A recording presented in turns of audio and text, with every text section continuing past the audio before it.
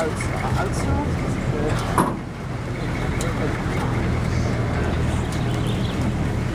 It doesn't taste, it's not bitter at all.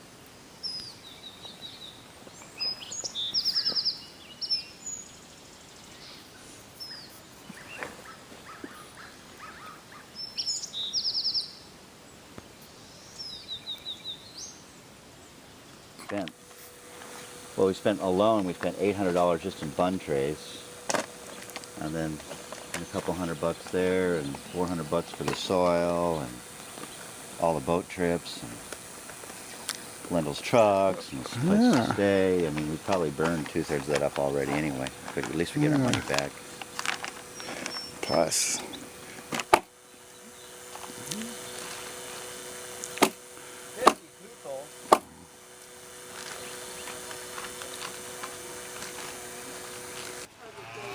We have a nice weed whacker going. That's nice. I'll talk louder.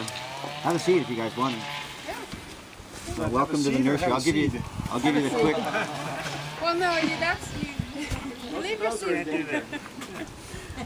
I'll give you the quick down and dirty, and then you can fire away at some questions. I know you want to go to the main range, so basically, this nursery here was built by Growing Solutions. Growing Solutions is a 501c3 that Karen and I and another woman named Stephanie founded in 1997, and we did it to support our City College ecological restoration classes with materials that we needed to do hands-on projects because City College wasn't going to fund hands-on stuff.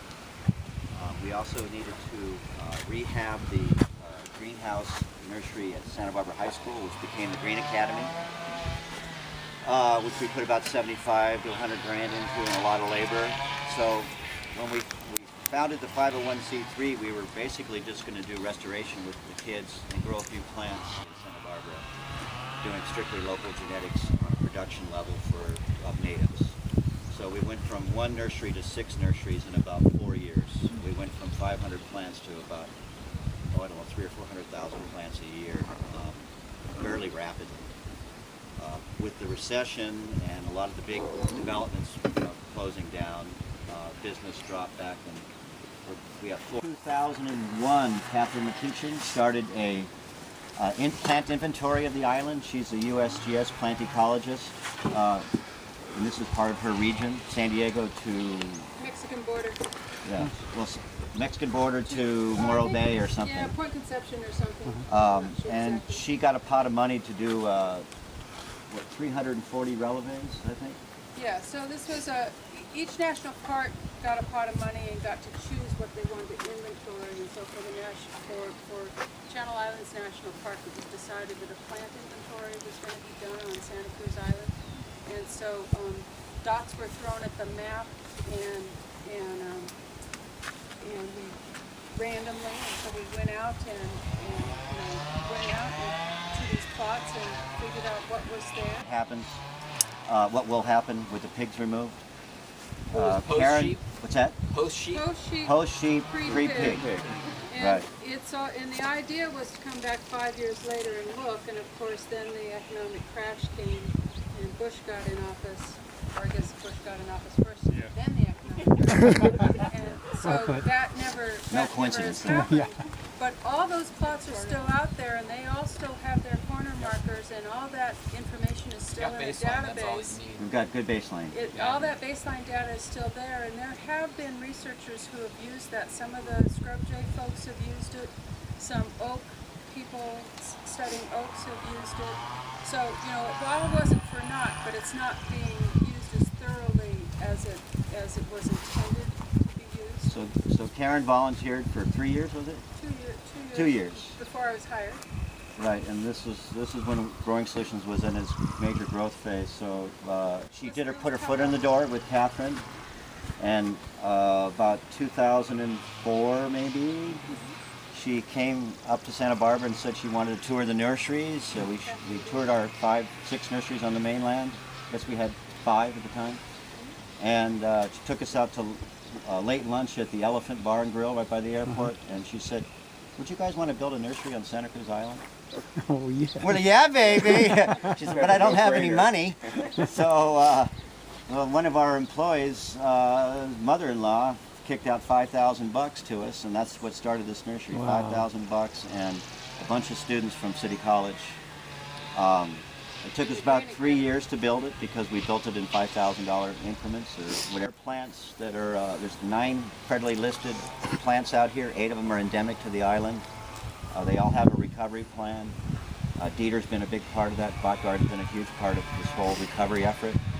But Catherine felt it was important to have a nursery on the island so that we didn't accidentally transmit disease or anything like that. So we built the nursery, we started doing the rare plants, and then all of a sudden the economy collapsed and Catherine's funding was pulled. Luckily, one of our employees, who's a seabird ecologist, tied into the Montrose funding, and we spent 2 years growing plants for Scorpion Rock.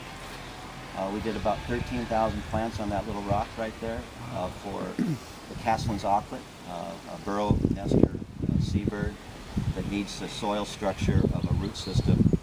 It was covered all in mesobranthium, and so that had to go, and then the scrub had to be put back on so that there was a cover from predators like hawks and stuff like Well, that. and even seagulls. And Malacathamnus, which is a rare plant project, which is on our own dime right now. All the rest of them are for the Prisoners Harbor Wetland Project. It's supposed to be done in 1 year, 60-some thousand plants, but I don't think it's going to happen in 1 year. It's a lot of logistics working on an island. It'll probably be a 2 or 3 year project. I think Park Service is a little bit overly optimistic. Part of that is the removal of a lot of eucalyptus trees down there, the excavation of 3.5 acres where the corrals are, don't tell Marla, and then the install of about 60-some thousand plants.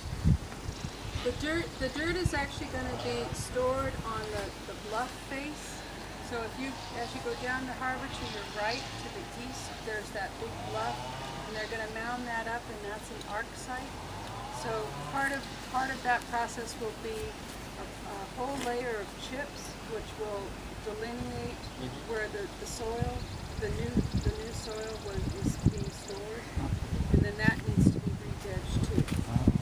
So It's just below the Navy Road when you cross the creek and start to go up the hill. yeah. On the ocean side of the Navy And Road. so future archaeologists can say, right across from the field station, there's the Christie's or outhouse population. There's Scorpetta and there's Sabata. Four So populations. 3 of those are all over on the west end, and then the one right here. And so we took cuttings from each of those, and we grew those cuttings out in the nursery here, Right in this little rooting chamber. identifying those plants as either from Sabata, Scorpetta, Christie's, or field station. So we had them all in here growing in 2-gallon pots. They flowered and they set seed for the first time in history. Well, in modern history, since they were wiped out. The wild populations aren't setting seed at all? No. Not vigorously. It's not that they never set seed. They don't. It's just they have too much inbreeding depression in Yeah. one population. Yeah. So they Most of the seed they set is they're blanks. Yeah. So they're just not setting seed very well. But they sure set a lot of seed in here. So now we have a genetic experiment going on. Yeah, because now what you're putting back out there is a mix of those populations. Yeah. Right. So these babies right here are. From seed. These are growing from seed? From seed, yeah. These are the prodigy of. So what we didn't track you know, is what we don't know is who their actual parents are.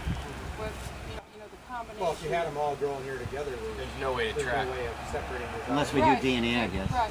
Yeah. Right. And then So if you there don't is know- either Arcata, Sabata, outhouse, or field station yeah. is your possibilities. Right. Is they did that crossing. It would have been interesting to have taken the field station and kept that separate. 'Cause, I mean, it's an interior population versus the West End population, and whether you would have seen some differences in crossings and sort of done a little experiment on the crossing of those. Yeah. It would have And been very now nice, Some yeah. gal, do you know That takes money. there Yeah, was which some we don't DNA have, work yeah. done? Do you know who did that, Steve? Yeah, they were working on that at University of Oklahoma. I can't remember the research name, but she was working with Wayne Ellison.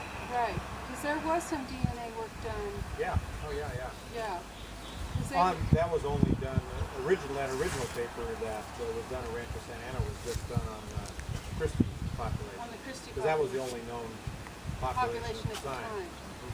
Okay. But then a graduate student was working on it, and I don't know what her conclusions were or Okay. what she ever Because came up with. you've seen the Horchata population, Yeah, a long time ago. I haven't been there recently. which looks really different from the Christie's Yeah, population. yeah. There's a lot of genetic variation in this one. Oh yeah. Yeah, Yeah. tons. Yeah. Yeah. In hunks than it is to take the time to put it in pots. That's what the plan calls for now. That's the testiculus? Testiculus spicata, the saltgrass. And We saw a lot of it on the beach. These ones here are single plants. So what happens there is you just prick these out and put them in a 3.5 inch pot, and then they fill out, and then you can cut them in half and divide them again. You get a 2-for-1 deal out of that. So this is from the seed. This is from salvage. Salvage means you just dig up an existing population because they're excavating there anyway. It's going to be all dug up anyway, so we just excavated it. And then this stuff here, this Juncus mexicanus, is from the Laguna population. And I think Laguna, I don't know where Steve is, but Laguna might be probably the best template. Although you said Cueva, but Well, look, Laguna has a beautiful Cueva wetland at the is very the- bottom of it. Cueva is being used for the associated upland. So for Right. the bottom, I think they're using Laguna. Yes. Laguna yes. has cattails right there on the edge of the creek, and then it goes up about 4 or 5 inches, and then it goes into this testiculus, real thick testiculus, and then it goes up another 2 or 3 inches, and it goes into Juncus mex. It's about a 2.5 acre wetland. It's beautiful. None of the No weeds or anything. island, It's none of the beautiful. island wetlands are as complete as the mainland wetlands.